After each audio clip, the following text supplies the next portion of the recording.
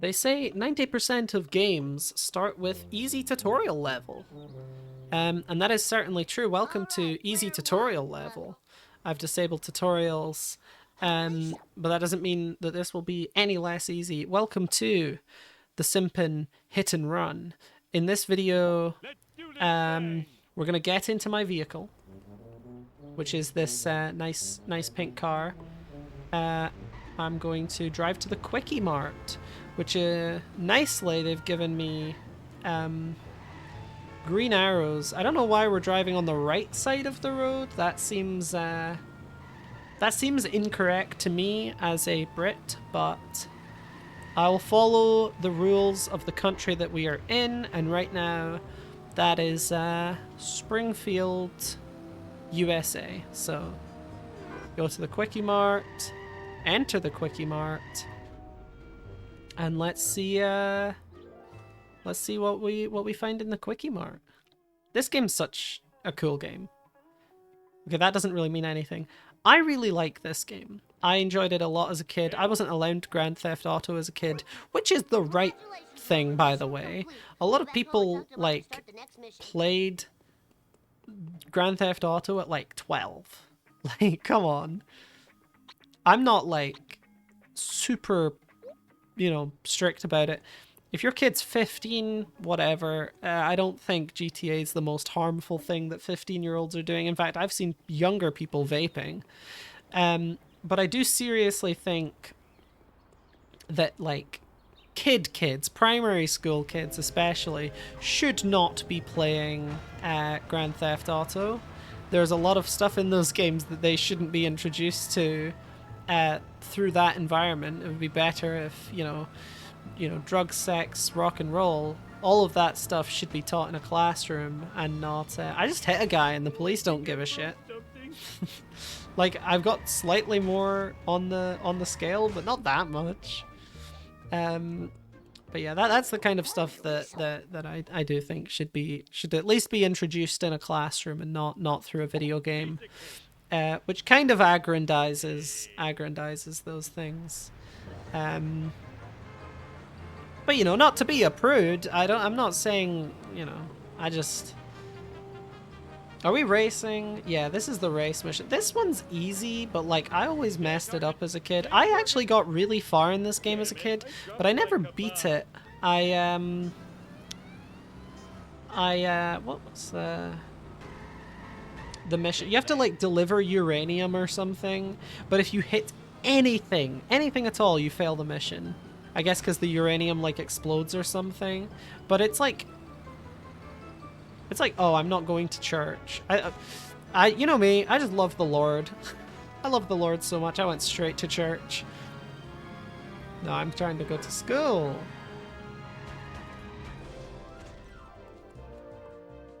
But yeah, there's like this mission where you have to deliver uranium. I was never able to do it. It's like terrible.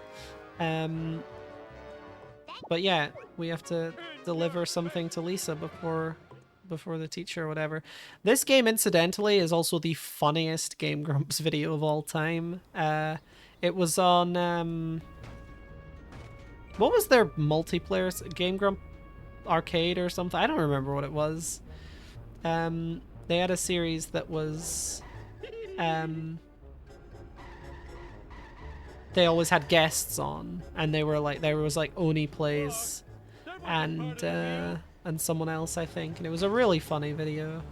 They were just on it that day, to be honest. It's really weird coming back to this game as an adult and actually being able to like read the map, because as a kid I don't think I understood how to read the map. I think the fact that it turned whenever I turned confused me. But yeah, like this game, it feels almost kind of surreal to play, because it's like, this is the game that I remember playing as a kid, but it's not one-to-one. I feel like I don't remember it controlling like this, and yet it does. I'm a lean, mean speed thingy. A lean, mean speed thingy. I do appreciate Homer's words of, I don't know, nonsense. The cool thing about this game is how many maps there are. There's like 4, I want to say. There's Springfield. There's the city, the one where you play as Bart, and there's also like the nuclear power plant. Well, that might be part of Springfield. I don't remember. There's like multiple maps at least, which I think is pretty cool. Our mission is to go outside. That's one that I think a lot of us could use. God, yeah, I remember this mission. Yeah, we gotta collect some stuff, right? Some like furniture or something. Howdy doodly. I'm all in a dither, Homer. Petty theft Homer. Collect all 6 of Ned's lost items before time runs out. Yep. Sorry, Ned. Boosh. Yeah, I think I did struggle with this mission as a kid. Because if I remember a mission distinctly, it's usually because I was bad at it. And I do remember this one. It's not furniture. I know I clearly misremembered that part, but I do remember this. Where is his next item? Is it in the cemetery? Oh no, I've got to talk to Barney, right? I've got to talk to Barney. Yeah, the lawn chair. I was right. There is furniture involved. But yeah, I mean, it controls really kind of weird, like... Almost done. Now I need Flanders' stupid picture of his stupid family. Stupid picture of his stupid family. Damn straight. Ned Flanders is... In the show, he's kind of meant to be like a good guy. He's almost like a Gary Stu, right? He's like a perfect dude. And like Homer is not. Distinctly, Homer is like a flawed person. And so part of the like, I guess, dynamic is that like this man who, you know, gets a lot out of his religion is happier, his kids are more well behaved, etc., than Homer. But I haven't seen every episode of The Simpsons, so, you know, correct me if I'm wrong about anything I just said there, if any of that's not true. But I also think, you know, Ned is not... He's not a perfect guy. I mean, he does have an enviable position, right? Because he has like a happy family and stuff. And like, The Simpsons are a happy family, but, you know, they have their disputes and like occasional child abuse. But don't worry about that. That's just Bart.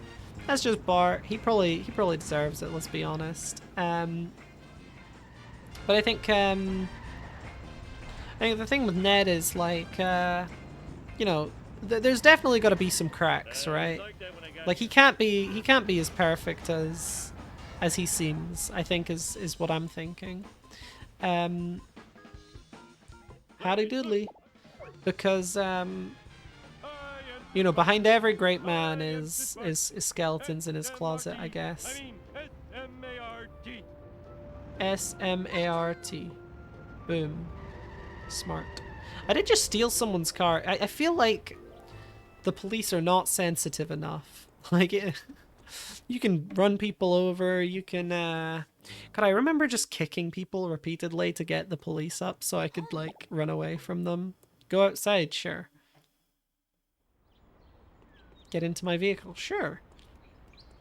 This is very on rails. I feel like I'm not making any decisions for myself. Drive by the cemetery? Why do I have to do that? Oh, no. It is by the cemetery. I don't need to drive through the cemetery to get there. I thought it was like, drive here, by there. You know, like, I don't know how to explain it, but I think you know what I mean. I think you're clever enough to figure it out. But okay, look how many people I've hit with my car. The police still don't want me yet, until I've done more harm. Okay, now the police want me. Let's run. Let's do this thing. Woo! This is the most fun part of the game, I think, just running from the police. It is good. I'm glad this game exists. I'm glad there's a kid-friendly GTA out there because, like I was saying at the start of the video, many of my friends got to play GTA when they were kids, but I didn't, and this is what I got instead. And this game's awesome, right? This game is very cool compared to the Simpsons game. I like this one a lot more. Although I did play various versions of the Simpsons game. I had it on DS, Wii, PS2, and they're all different games. I might have had the PSP version, but I don't remember. But yeah, like, what was up with that, like, time in gaming where everything was every licensed game was a multi-platform release, but they were just different games. Like Toy Story 3 on PSP, PS2, whatever, or like PS3, PSP, Xbox. They're not the same game. Like, what's going on there? What is happening? I mean, clearly it's like, oh, you know, these hardware can all do different things. That's fine. Let's you know, do it by the standards of each console, so that we can make the game that is really good, but we can also make sure that everyone can play it. So we maximize the most, you know, amount of money. They're different games, but you know, the Xbox one's actually good, and that's usually what it was because the Xbox was usually the most powerful system, right? At least I think it was. Like for each console generation. And now we have stuff like the PS5 Pro, which is like AI upscaling, and it's not even actually better than the PS5, and it has no exclusives, which, like, that is a good thing ostensibly. Like, I do think having exclusives is a bad thing, particularly having exclusives to like a pro version of the console. I understand why that happened with like the new 3DS. It's because the 3DS came out at a time where the new 3DS wasn't very viable, and then the 3DS just lived so long that they ended up making the new 3DS. I find that slightly more excusable, but the PS5 Pro came out like 2 years after the PS5. I don't want it to have exclusives. I want my PS5 to play all the games that came out on the PS5, right? So I think it's a good thing. I don't want people developing games that the generational console I got doesn't play. Like, usually what it is you buy a console and you have it for the entire console's lifespan, which is 6 to 7 years. Which, like, we're at that 7th year, almost 8 years for the Switch. So I'm looking forward to the Switch 2. There've been tons of rumors about the Switch 2, about what are they about? They're about how the Switch 2 looks. There was that dbrand leak, which I don't know if I believe is true, but it's probably true. It's probably true. And there was the leaker on Reddit who was like, yeah, I got to hold it. It's OLED. No, they said it's not OLED, and that the, what was it? The, I can't remember. They said the Joy-Cons are magnetic now. Like, they don't click in, they magnetize. That could be true. But yeah, there've been a bunch of more leaks going around, and I don't know if they corroborate each other or not, because I just kind of see stuff on Twitter. I don't really pay that much attention to Switch leaks and stuff, because I think the Switch 2 is probably going to be announced in like May or something, so I'll just wait for it to come out, you know? Okay, this is bad, because I didn't even get to hit it there. I did not react in time to hit it. Hit it. Ooh yeah, that did no thing? No thing. That did nothing? Coming through. Oh my god, I didn't hit it. I may have failed this mission before it even began, because I have not hit it a single time. Well, I mean, I hit it once, but it did nothing. Don't know why. And we're almost at the mansion, right? That's where we're going, the mansion. Or is it the power plant? If it's the power plant, we're probably fine. I am evil Homer. I am evil Homer. I'm not evil Homer. I'm awesome Homer. I'm just gonna restart because this is not. Okay, before he gets to the power plant, certainly quite doable. If I could get his car to explode. I mean, this feels mean. I know he's calling himself evil Homer, but this is bad even for Homer. You know, the Simpsons are not meant to do, like, malicious things. They're not bad people. They're just, like, well, profoundly stupid in Homer's case. But when the Simpsons do bad things, it's not out of malice, right? That's like one of the rules of writing The Simpsons, I think. And, you know, I haven't been paying attention to the dialogue at all, but this feels malicious. Deesh. Alright, so he's gonna come out this way, so we just gotta run right into him. Booyah! Okay, that felt good. For this for sure. Wait, Homer works here. Why is he destroying the car before he gets to the power plant? He's gonna get fired from his job if he does that. Am I stupid? Learn to drive, you dumbass. Wait, he said dumbass? That's bad language. This is a kid's game. Okay, I backed him into a corner.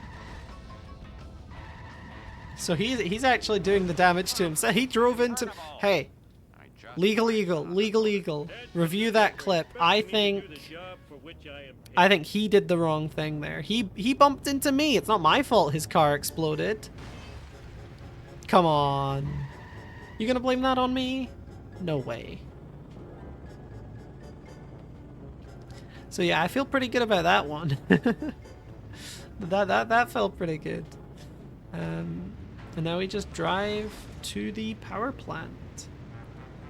I've never seen the episode that has Plow King in it, so I don't get it. But it is kind of funny that The Simpsons has like so many iconic cars. Like obviously the Simpsons car is iconic, Plow King's iconic, but also like the rocket thing that Bart drives around is fairly iconic car from Simpsons, right? And I guess if you've been around this long, you're bound to have an iconic car or two. You're bound to have iconic everything. But it is interesting that they decided to make a GTA game out of, you know, The Simpsons. And I wonder how much that decision was influenced by the fact that there are some pretty significant cars in the Simpsons universe. I don't know how many of... how much that would have been considered or not during like early planning stages for the game, but it seems quite important. I have no insurance. Can't you see I'm driving here? He has no insurance. Dude, he's diabolical.